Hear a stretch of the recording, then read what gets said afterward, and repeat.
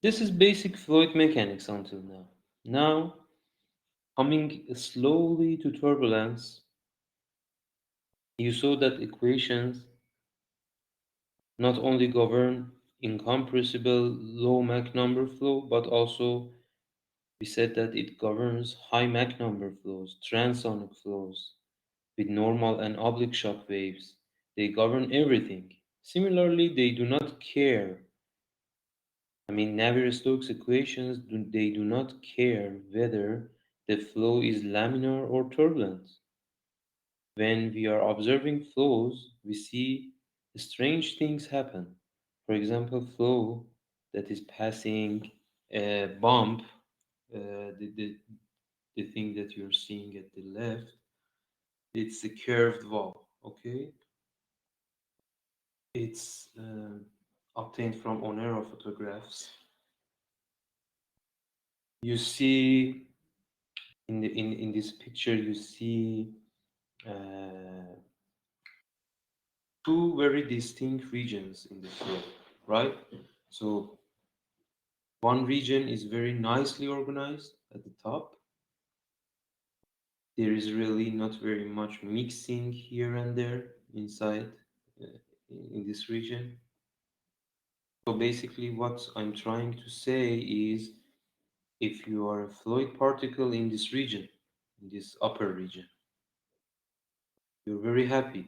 You don't want to go up and down. You just nice and smoothly follow the flow. You just nice and smoothly follow one of these streamlines inside the flow, right? At the top.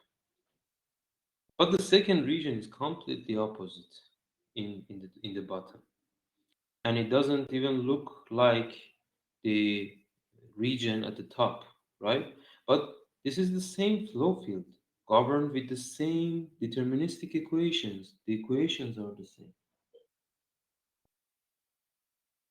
So determinism is after Newton and other scientists like Galilei found out that universe can be determined. It's not random. We have equations and everything obeys these equations. If you can solve these equations, uh, you can predict the future. But still, we cannot predict them. Even we cannot predict the weather. So there is a reason for this, and the reason is related to these differences that you see. Okay, this is the same flow field, but two different regions. The same governing equation set can generate a region like this, like a laminar region, and the same instant, at the same instant, at the same flow field, it can generate a region like this, like this. So how come this is possible? We've been talking about Leonardo da Vinci. He also observed this, as you see in the right picture. Laminar flow that is coming outside of this exit. Laminar means everything flows in laminates. If a fluid particle is on a laminate, it just follows the flow. And then it has transformed to a very complex region with different sizes of bulk fluids that we call them as eddies. See these round shapes of bulk of fluids called eddies. There are small and large eddies at the same time. You see different sizes of eddies, the small eddies and medium sized eddies, large eddies at the same time.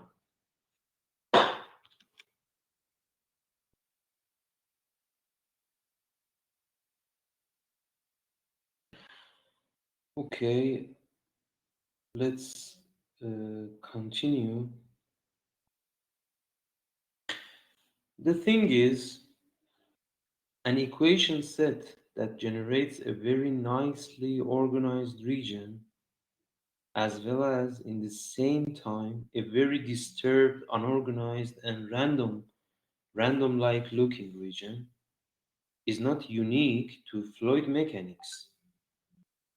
It happens in many other dynamic systems as well.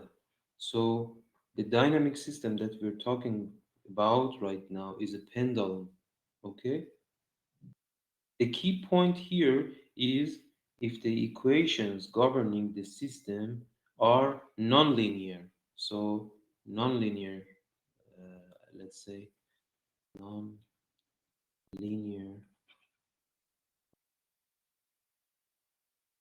dynamic system. If they are nonlinear, and okay, fluid equations are nonlinear as well, then that's the starting point of all these chaotic behavior that you see, for example, in here. So if you just consider a single pendulum, so you see a single pendulum is just oscillating around this ideal position, and just there is just one trace of this pendulum, so it is along the radius, it goes back and forth, right? But as soon as you add the second, let's say, arm to this pendulum, so and the second mass to this pendulum, just look what different paths these two, this second, let's say, mass will generate. So the thing is, in here you are seeing the same pendulum system, but at different initial conditions. So the first initial condition is that both of them are at 0 degrees. The second initial condition is that you just change this um, angle of the second mass 0.1 degrees, right? So, and then just look that these two will generate two different paths. And this is what we call as a nonlinear dynamic system. So if we go into the details, which these are not very uh, obligatory for you, you remember that to obtain the, uh, let's say, equation of a simple pendulum, you were just assuming this with the forces exerting on the mass, and then you obtain this equation that gives you the dynamics of the system. So how theta changes through time, and if the theta angle is small enough, so you can consider this sine of theta equals to theta. This is the dynamics of the system, and the simple harmonic solution of this system is a very simple thing. So theta is changing with cosine of omega t, and you know that your period is 2 pi over omega, which is your natural frequency of the motion. So this is very easy. So you see all of the things.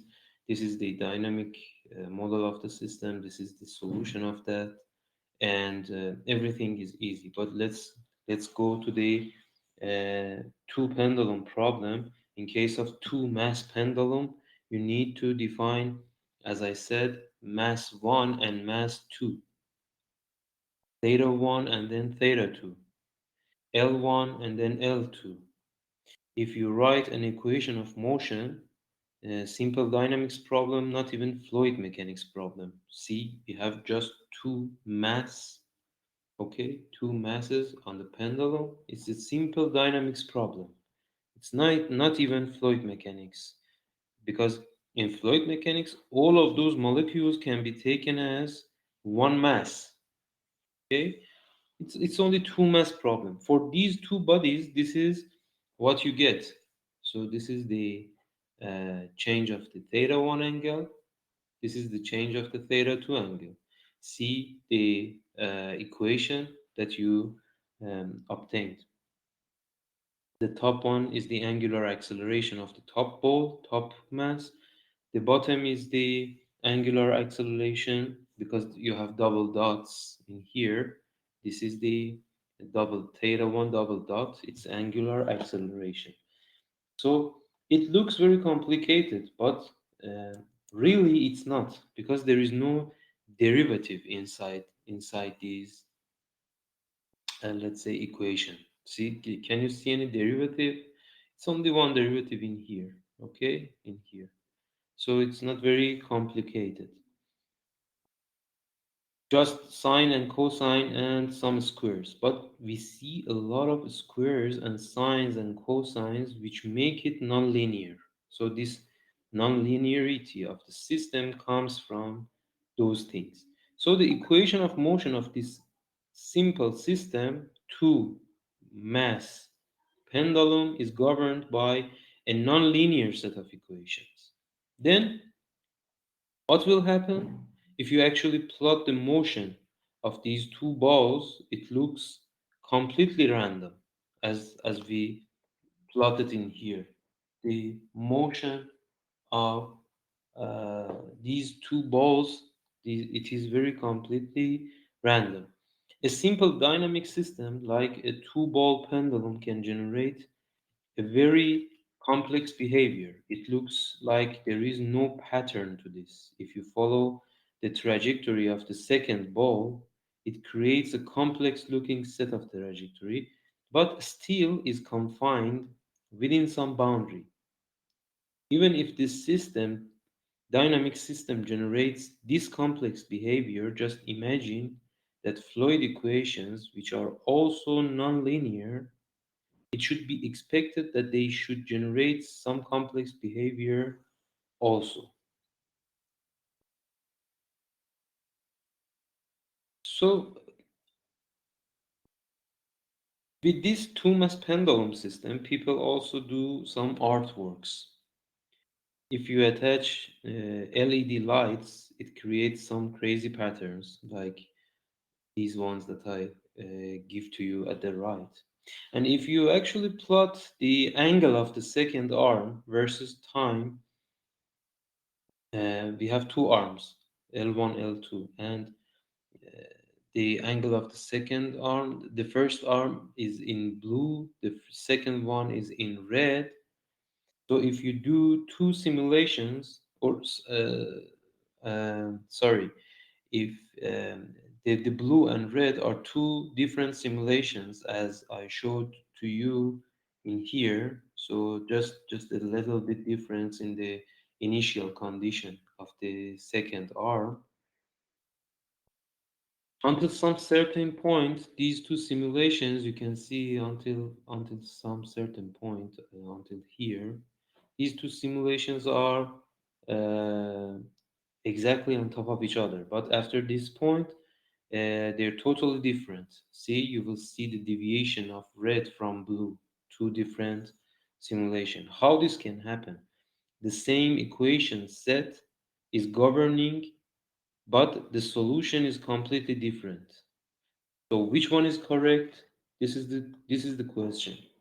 And actually, this difference is because of the nonlinearity of the system and the sensitivity to the initial conditions of the system. The problem here is if you cannot give exact initial condition two cases, for the two cases, they will deviate, and numerically it's impossible to give the exact initial condition twice because there will be in numerics in PC there will be precision error. So this is the most important property of a nonlinear dynamic system. They are extremely sensitive to initial conditions.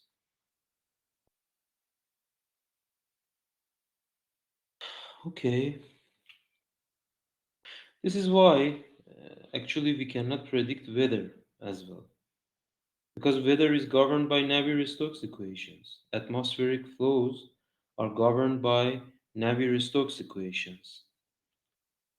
But we can never supply correct initial conditions. There are many numerical models, CFD codes, that we use to predict the weather. However, we can only predict it, of course, by a lot of data input from satellites, from measurement stations. We can only predict 1 week or so.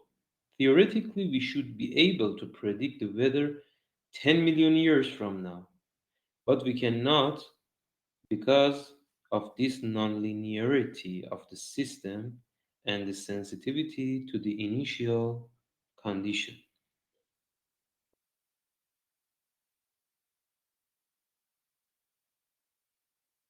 Starting from Da Vinci, who was the first observer of turbulence, what we are going to do in this class is, in fact, we will read some papers, we will discuss the fundamentals of turbulence, we will see in the papers how Osborne Reynolds approached the problem of turbulence in describing the physics and his first experiments, how we actually found out the fact that we can apply some statistical rules to the actual fluid flow and end up with some extra terms in the original governing equations, which we really don't know what they are. This is, for example, in experiments of the Reynolds, he uh, actually came up with the Reynolds number. So what he did was to uh, decompose the velocity into a mean value and a fluctuating value. So what you see here in this graph is the variation of velocity through time. So what he observed was that some velocity fluctuations around a mean value u bar, and then these fluctuations he called them as u prime. So not only it's applicable to velocity but also to the other flow properties like the pressure. It is applicable to the pressure.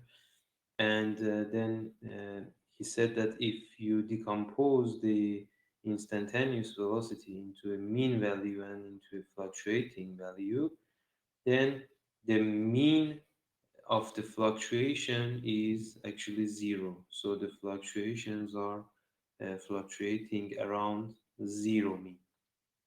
And then he devised to come up with a number, Reynolds number, which is rho ud over mu. So since Reynolds, everybody in the world, when they were talking about turbulence modeling, aside from the direct numerical simulation and largely simulation guys, they are all trying to understand the physics of some artificially created terms inside the Navier-Stokes equations. We will see all the details in this class, and um, these are very important names, of course.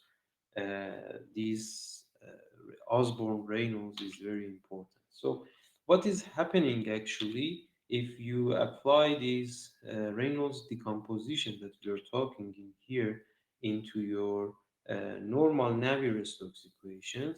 You will come up with the Reynolds averaged Navier-Stokes equations, or in short, RANS equations. So RANS equations are actually written for the mean values of the flow.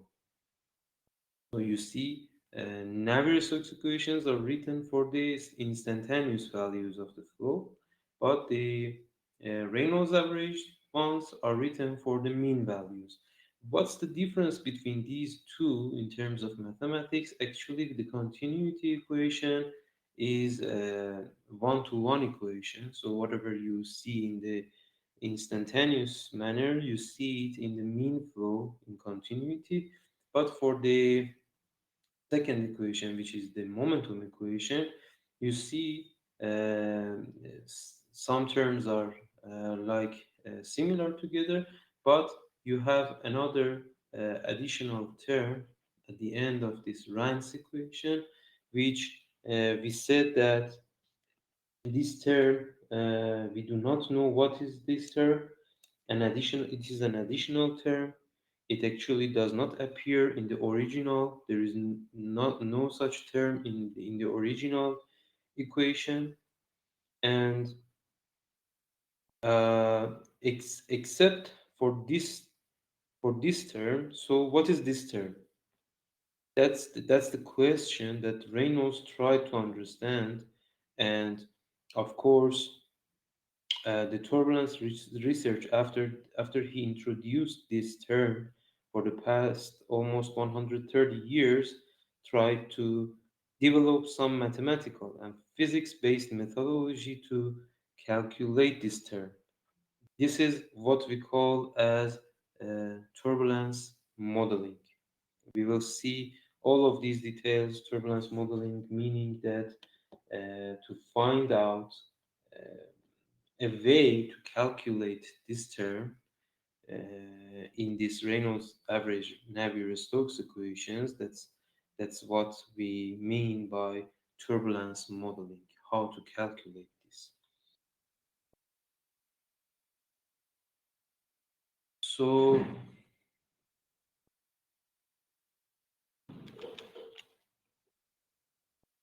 um, let's go to another name.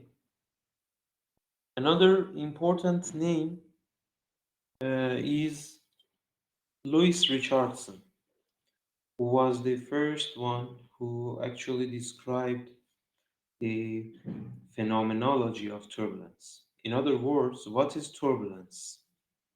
Osborne Reynolds did mathematical and statistical analysis on the flow, but Richardson, for the first time, explained the turbulence is actually composed of some eddies of different sizes, as you see in here. These are bulk of fluid flows.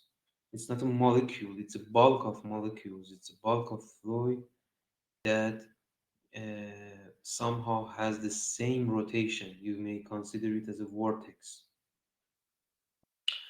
What is So when I say vortex, you may visualize in your head like a round, rotating, coherent structure in the flow.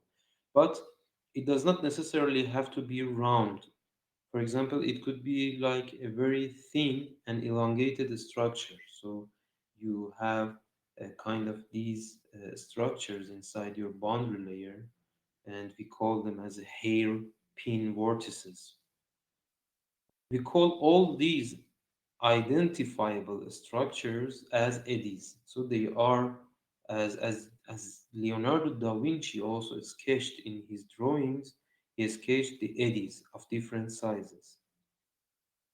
The thing that we call turbulence in the flow, Richardson says that it is composed of many of these eddies of different sizes. This is what he wrote in his poem.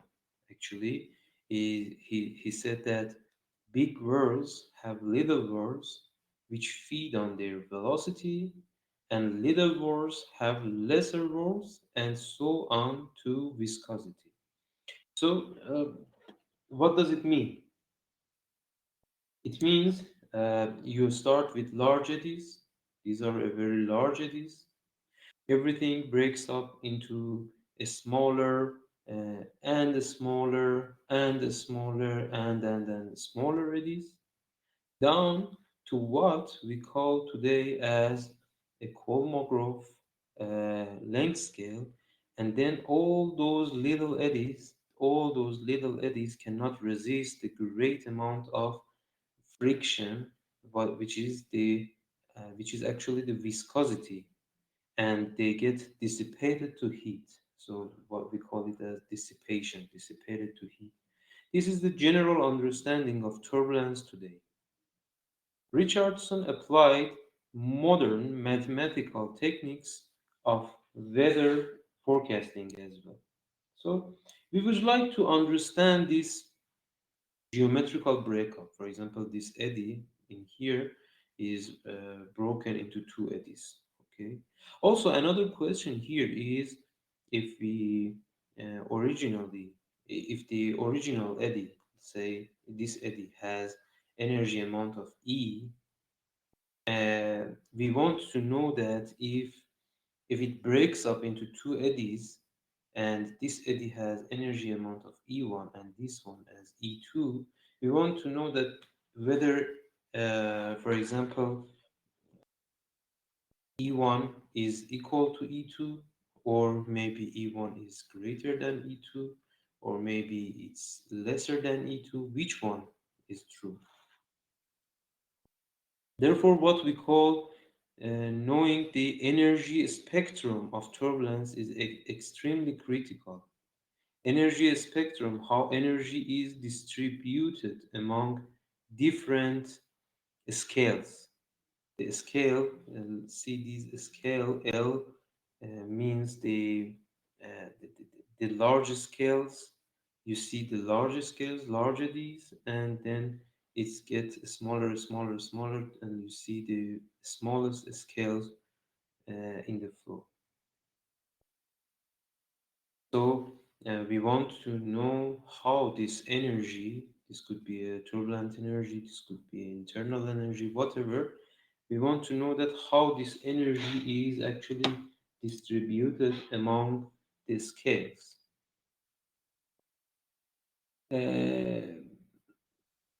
And okay, this distribution of the energy among the scales actually was proposed by Andrei Kolmogorov.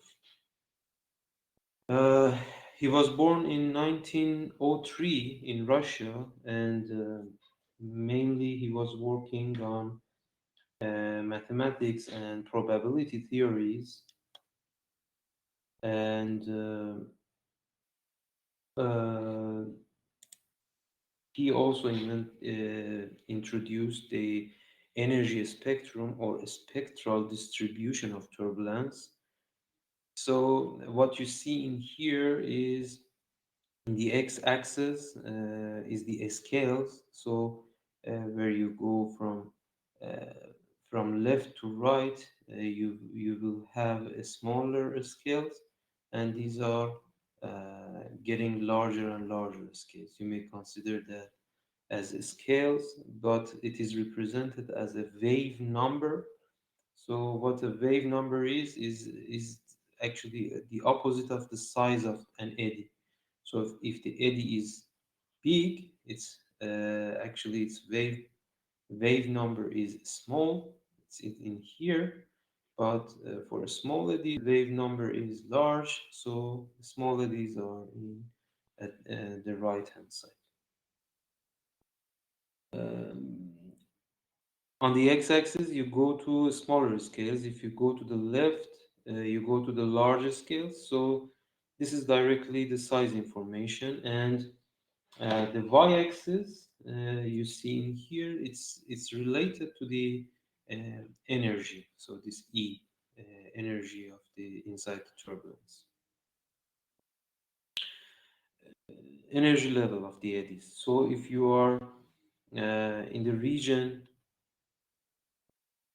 that you're dealing with the large eddies, you see that the energy is high, and then it drops to very small values at small eddies.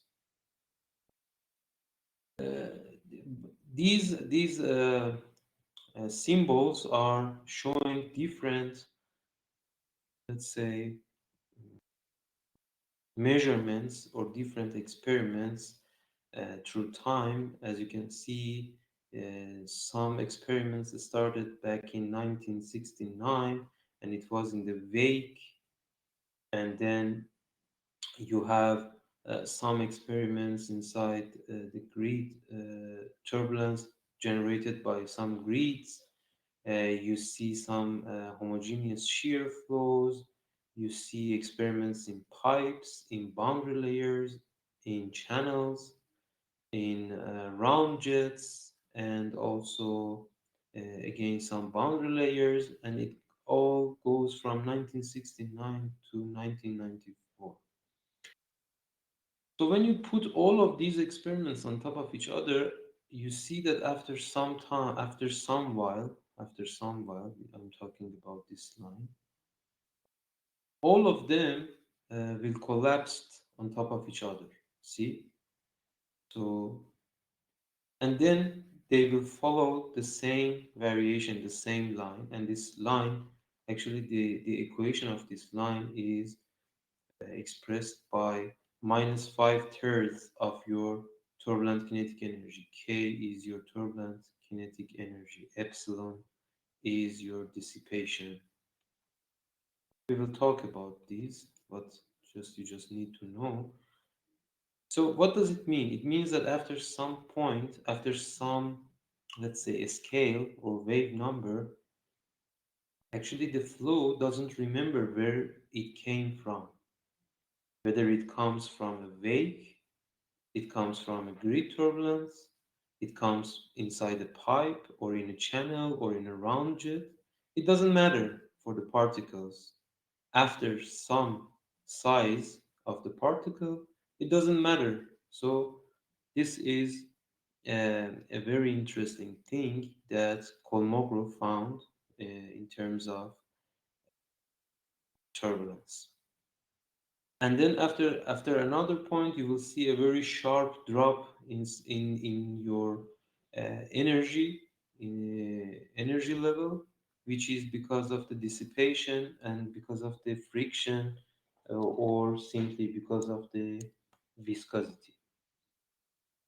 So it means that for large, let's say for large eddies, for large scales, this energy is very geometry dependent.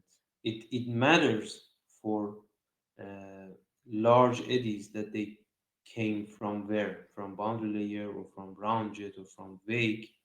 But after this point, after the first point, the first limit in here, it doesn't matter for them where they came from. So uh, the thing that we call turbulence modeling, all the turbulence models that we understand, we know, we will learn the details later about those K, epsilon, K, omega, and all that tries to model this entire energy spectrum. So when we are talking about the modeling, we are actually trying to express this energy spectrum in some manner by actually averaging those Navier-Stokes equations using Reynolds average Navier-Stokes equations. They try to model that extra term that I just showed you some slides before that we talk about. That's the turbulence modeling. It tries to mimic the whole physics in one shot. And as I said, we have other approaches like uh, larger D simulation or direct numerical simulation. We will also see in this class, for example, for the larger D simulation, LES, it says that, okay, I'm not going to do the modeling for all the scales, for all the spectrum. I will just consider some cutoff length. For example, here, this is my cutoff length. I will try to simulate these length scales from very, very large length scales until my cutoff length scale. and then I will try to model the rest. So I will try to model the smaller length scales that I have in here. So this is very related to your grid resolution. So if you have a very fine grid, you can you can actually take your cutoff length scale to a smaller length scales.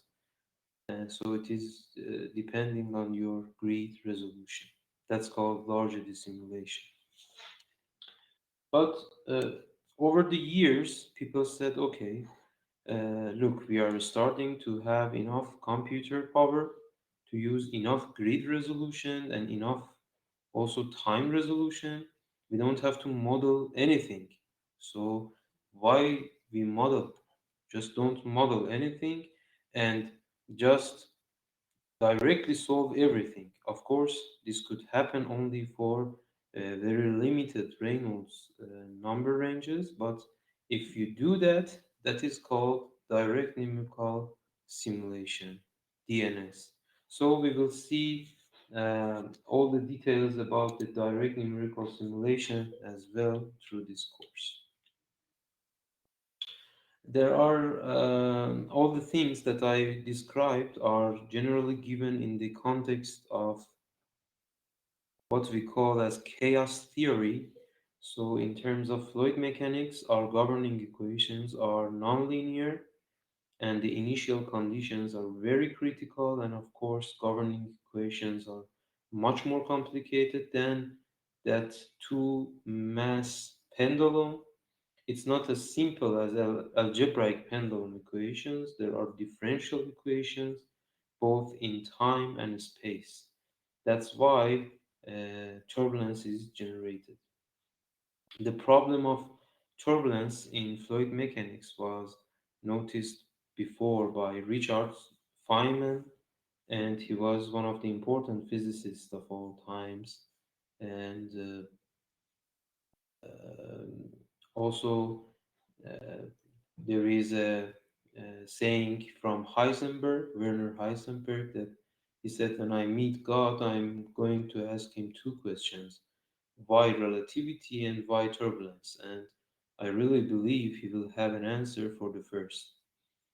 And the turbulence, not only scientists, but also artists are interested in turbulence. You can see the Van Gogh picture depiction of atmospheric turbulence. For example, here, atmospheric turbulence. And the thing that we call turbulence does not exist only in engineering systems or in the laboratory. It exists in much larger scales. For example, a turbulent uh, wake behind an island. You can see what we call Karman vortices street, all gigantic of wakes shed from this island in here, and the turbulence exists in global scale and in the other planets as well. This is famous Jupiter's red spot. It's a gigantic vortex engulfing it. You can put three Earth size inside, but you can see enormous shear layer, and generated vortices and everything in here. See, these are the uh, generated vortices that you can see here. It's not even limited to the planets or planetary atmosphere. In galaxies, this is a turbulent jet flow. This is a turbulent jet flow, but the velocities of the jet are close to a speed of light. And this is the theoretical representation, and this is the let's say actually this was a theoretical representation, but this is actual observation from Chandra Space Telescope, which is an X-ray telescope orbiting the Earth, and you can see the jet. is emanating from the center of a black hole. It's a black hole, and there are astrophysicists who are trying to predict these mass ejections from black hole, which happen exactly like a turbulent jet, and they are also solving Navier-Stokes equations. So again, this we already talked about the course's overview. So I think this is enough for today. So starting from the next lecture, we will start the mathematics and physics of turbulence. I hope this will be a useful lecture for you, and I wish you a good day and see you next week. Thank you and goodbye.